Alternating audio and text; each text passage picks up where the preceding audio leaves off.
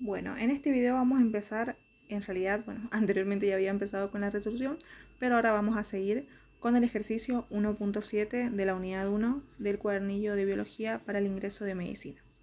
Nos dice, lea el siguiente caso hipotético y resuelva los interrogantes. Se estudió durante 10 años una población de animales a la que denominaremos A, y se determinó que anualmente nacían aproximadamente 50 individuos y morían 20, emigraban 10 y llegaban al lugar 7. Al iniciar el estudio, la población era de 300 individuos. A. ¿Cuál será el tamaño de la población A al cabo de 10 años? Y en B nos dice, y al cabo de 15 años. Así que ahora vamos a resolver ese. Bien, entonces seguimos. Nos dice que ya que la población es de 300 individuos, nacen 50, mueren 20, emigran 10, llegaban 7 y nos pide a los 10 años de cuánto va a ser la población. Entonces, todos estos datos que tenemos acá en esta parte, desde acá, todos, es de forma anual, o sea, lo que estaba pasando en un año. En este caso, a lo que a nosotros nos interesa es ahora 10 años. Entonces, yo el cálculo que hice acá es lo que pasa en un año. Hice 50, los que nacen, mueren, entonces le tengo que restar 20, emigran, o sea, se van de la población, le tengo que restar 10, pero me dice que llegaban 7. Entonces yo acá tengo 27 por año, lo que tendría en mi población en un año, o sea, la actual, por así decirlo. Pero ahora ahí me pide el estudio a los 10 años. Quiere decir que esto yo lo voy a tener que multiplicar por 10. Entonces al multiplicar esto por 10, me va a dar como resultado 270 en 10 años. Pero me dice que inicialmente yo tengo 300 individuos, entonces tengo que sumarle 300 y en total la población al cabo de 10 años es de 570 individuos. Esto correspondería a la parte A. En la parte B nos piden la población al cabo de 15 años. Entonces acá en vez de multiplicar por 10 hay que multiplicar por 15. Y en este caso al multiplicar por 15 me da 405. Entonces acá ahora hay que sumarle la población que teníamos de forma original y en total me va a dar que voy a tener 705 individuos. Entonces esta parte correspondería a la parte B del ejercicio 1.7. En el ejercicio 1.8 dice dibuje los 3 tipos de curvas de supervivencia que los biólogos utilizan como modelos para representar los patrones de mortalidad de las poblaciones en la naturaleza. Explique cómo es la mortalidad en cada una de estas curvas. Bien, este es el gráfico que tendrían que hacer donde les dice que prácticamente los biólogos explican los patrones de mortalidad.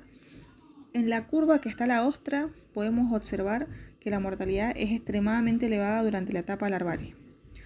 Entonces, una vez que el individuo se adhiera a su sustrato favorable, por así decirlo, la expectativa de vida más o menos se nivela. Después, en la hidra, la tasa de mortalidad es la misma en todas las edades, por eso podemos ver como una línea constante. Bien, y después en la curva de donde está la especie humana, podemos ver que mueren aproximadamente a la misma edad. Ahora, la curva que está más o menos punteada, que se aproxima también a la curva de los humanos, podríamos decir que es una curva hipotética que indica que la población humana en conjunto está alcanzando alguna edad uniforme de mortalidad programada genéticamente. Prácticamente esa curva podríamos decir que es algo estandarizado, en lo cual todos los individuos de la misma especie mueren a la misma edad. Que en el humano, en este caso, se acercaría a esa curva, porque más o menos, por así decirlo, el rango de edad en donde ocurre la mortalidad, donde hay mayor tasa de mortalidad, es a partir de los 65 años. Bueno, este gráfico es el que tendrían que hacer en el ejercicio 1.8. En el ejercicio 1.9 nos dice, calcula la densidad de una población de diatomeas cuyo tamaño es de 15 millones de individuos que habitan en 3 metros cúbicos. Bien, recordemos que densidad es igual a, por así decirlo, la masa, o sea, lo que vimos en química, en la unidad 1, la masa sobre el volumen. Pero en este caso no estamos hablando de masa, sino que estamos hablando de individuos. En este caso tenemos 15 millones de individuos y el volumen sería 3 metros cúbicos. Así que tendríamos que hacer la división entre estos. Ahí les muestro cómo quedaría. Bien, entonces en el ejercicio 1.9 nosotros sabemos que densidad, en este caso nos dan la cantidad de individuos, que sería de 15 millones. Bien, 15 millones. Dividido el volumen, que sería 3 metros al cubo. Y la densidad nos daría de 5 millones por metro al cubo. Prácticamente tendrían que hacer la división entre el 15 y el 3. 15 dividido 3 nos da 5. Y esta sería la respuesta del ejercicio 1.9. Bien, en el ejercicio 1.10 nos dice: represente en cada casillero la distribución o disposición espacial correspondiente. Bien, el primer cuadrito que nos dice al azar, recordemos que los individuos se encontraban de forma espaciada, o sea, era desordenado o irregular, por así decirlo, en donde ellos se encontraban. O sea, si encontrábamos a un individuo, la probabilidad de encontrar a otro dentro de la vecindad era muy baja. En regular, que en este caso estaba dada por casos de forma artificial, se encuentran de forma ordenada, que es lo que ocurre en las vegetaciones artificiales. Y después, en la agrupada, lo encontramos a estos individuos en grupitos. Entonces, de esta forma, podríamos encontrar a todos estos en grupitos. Y si encontrábamos a uno en la agrupada, aumentaba la probabilidad de encontrar a otro dentro de la vecindad. Entonces, más o menos así les tendría que quedar el gráfico. El ejercicio 1.11 nos dice: dentro de las estrategias de vida de las poblaciones, las más interesantes son las estrategias de reproducción. Estas estrategias se pueden clasificar como estrategia R y estrategia K. Con respecto a ello, coloque en los siguientes casilleros las características que correspondan. Bien, para no escribir todo, porque obviamente no va a entrar todas estas palabras en este cuadrito, lo que voy a hacer es enumerarlo de 1 para abajo, o sea, sería así, como recién lo acabo de hacer, y voy a ir colocando, por ejemplo, crías grandes, que sería el 1, sería en la estrategia K, o sea, pongo un 1. Después, poco o ningún cuidado de la cría, ya sabemos que es la estrategia R, entonces acá un 2. Después, muchas crías, en este caso, ya sabemos que 3 es de estrategia R. Maduración rápida, que sería el 4, también es de R. 5, maduración lenta, K. Crías pequeñas, que sería el 6, R. Cuidado de cría intenso, sería el 7, K. Y pocas crías, que sería el 8, estrategia K. Entonces así sería el orden para completar con el cuadrito. Si ustedes lo tienen en la fotocopia o tienen la oportunidad de copiarlo, traten de colocar las palabras crías grandes en la estrategia K, poco o ningún cuidado de la cría en estrategia R, y así sucesivamente. En el ejercicio 1.12 nos dicen: señale cuál de las siguientes definiciones de nicho ecológico es verdadera.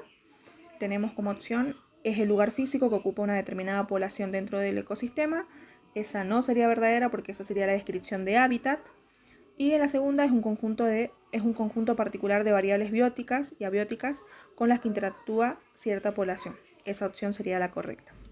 En el 1.13 nos dice: defina los siguientes términos y dé un ejemplo de cada uno. Bien, la competencia por interferencia, recordemos que es cuando la competencia puede expresarse como una lucha abierta. La competencia por explotación es cuando la competencia puede ocurrir en ausencia de una interacción directa.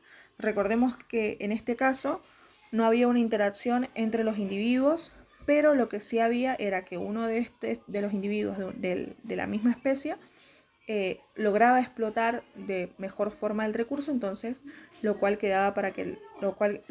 esto generaba que la otra población, o sea, la otra especie, no tenga ya disponibilidad de este recurso. Por eso no hacía falta que haya una interacción directa entre estos dos. Y la capacidad de carga, recordemos que es el número total de individuos que el ambiente puede soportar. El ejemplo que les daría de este sería en los cultivos de algún tipo de microorganismo. Y con respecto a la competencia de interferencia y competencia de explotación, les encargo de que busquen ejemplos, pero con la definición más o menos pueden imaginar una situación hipotética y colocar el ejemplo.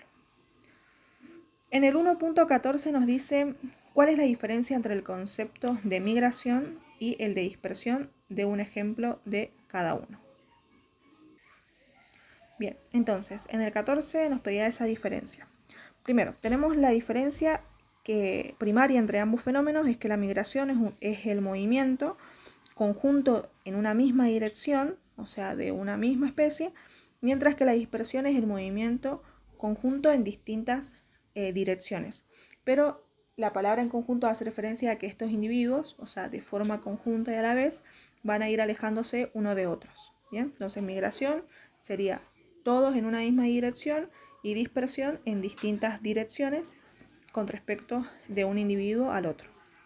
Después nos piden los ejemplos. En migración, en el Curtis les aparecen los movimientos transatlánticos de algunas anguilas, y en la dispersión pueden ser ciertos pájaros al pasar de una isla a otra en un archipiélago. Bien, después en el 1.15 nos dice: complete las siguientes frases.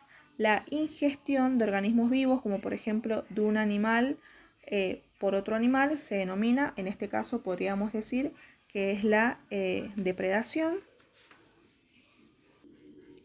Después tenemos: la depredación puede influir en gran medida en el grupo etario y estrategia reproductiva de especies de una comunidad. Y en C, en el comensalismo, una especie se beneficia y la otra es inocua, o sea, ni se beneficia ni se perjudica. En el 1.16 dice: existen distintos tipos de relaciones entre las poblaciones de la comunidad. A continuación le presentamos una lista con algunas de ellas.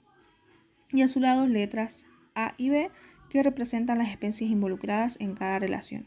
Indica con un signo menos la especie que es dañada y con un signo más la especie beneficiada, y con un cero la especie que ni se beneficia ni se daña. Elija A o B como a usted le parezca. Bien, ahora seguimos con este ejercicio. Entonces en el comensalismo vamos a tomar a A como la especie que se beneficia y a B como la especie que no se beneficia ni se ve perjudicada. Entonces tienen que agregar en esa parte, sería un 0. Y el ejemplo sería el gusano marino y los cangrejos del género Pinitza. El mutualismo, a los dos le tienen que poner en A en más y en B más. El ejemplo en este caso sería los líquenes. Recuerden que en la clase en la que tratamos mutualismo tenían muchos más ejemplos que líquenes. En parasitismo, en este caso A podrían colocar más como la especie que se beneficia, y B negativo porque acá había una especie que no se beneficiaba, y el ejemplo que se me ocurrió fue el de los piojos. Y por último, depredación: A una especie que se beneficia y B una especie que no se beneficia, y en este caso yo coloqué el del león y las hienas. Así que esto sería todo lo que tendrían que hacer en el ejercicio 16. Ahora vamos al 17. En el ejercicio 17 nos dice: enuncie el principio de exclusión competitiva. Hay que saber que el principio de exclusión competitiva fue propuesto por el biólogo Gauss y nos decía, en realidad nos dice, que si dos especies compiten por un mismo recurso limitado, una de ellas será más eficiente en la utilización o el control del recurso y finalmente va a eliminar a la otra especie. Después, en el punto B, ¿qué diferencia existe entre el nicho ecológico real y el nicho ecológico fundamental? Recordemos que el nicho ecológico real es la porción que realmente va a ocupar el nicho ecológico fundamental. Y el nicho ecológico fundamental va a estar limitado por los límites fisiológicos, y que también en el nicho fundamental prácticamente es lo que se encuentra escrito en los genes. Bien, obviamente también lo pueden sacar del Curtis a forma de definir cada uno, o también las definiciones que les puse en los videos anteriores cuando desarrollamos el tema de nicho real y nicho fundamental. Con todos los temas que acabamos de ver, podríamos hacer solamente hasta el ejercicio 17. Después les voy a subir las clases de ecosistema y una vez que ya terminamos de ver ecosistema vamos a poder terminar de hacer todos los ejercicios de la unidad 1 y con eso terminaríamos la unidad.